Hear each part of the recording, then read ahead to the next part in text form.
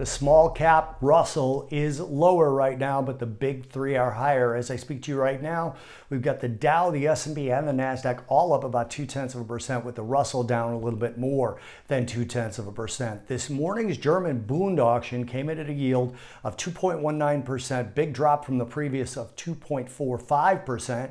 Mortgage applications in the U.S. were up 9.9% versus a previous read of down 10.7%. Wholesale inventories in the U.S. came in at down 0.2%, right on expectations. Later today, we have speeches from Bank of England Governor Andrew Bailey and New York Fed President John Williams. Now, looking at rates, they're mixed. The 2 years down 1, the 5 years down 1, the 10-year back above 4%, 4.01. It was 4.02 on settlement yesterday.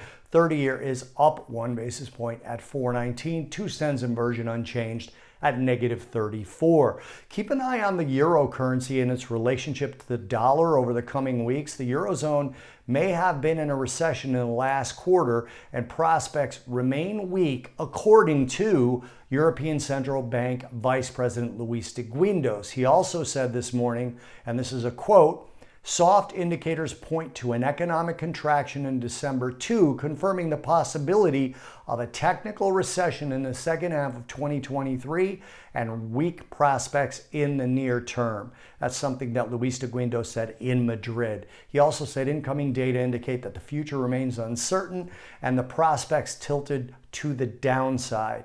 The euro is slightly higher today, but so is the dollar, mostly against the New Zealand dollar and the Canadian dollar. Commodities aren't moving that much, although crude oil is back above $73 a barrel on WTI.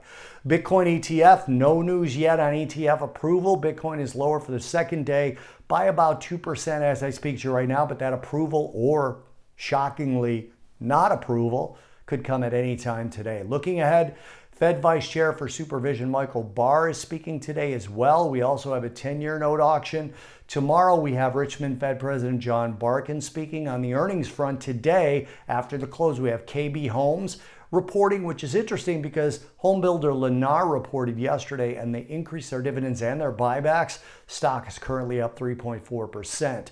Tomorrow, Infosystems is the only large name reporting. Data tonight, Japanese preliminary coincident index and leading economic index for November. Tomorrow in the U.S., we have December CPI data, and that's expected to come in lower year over year on the headline and the core, and then slightly higher on the month over month core.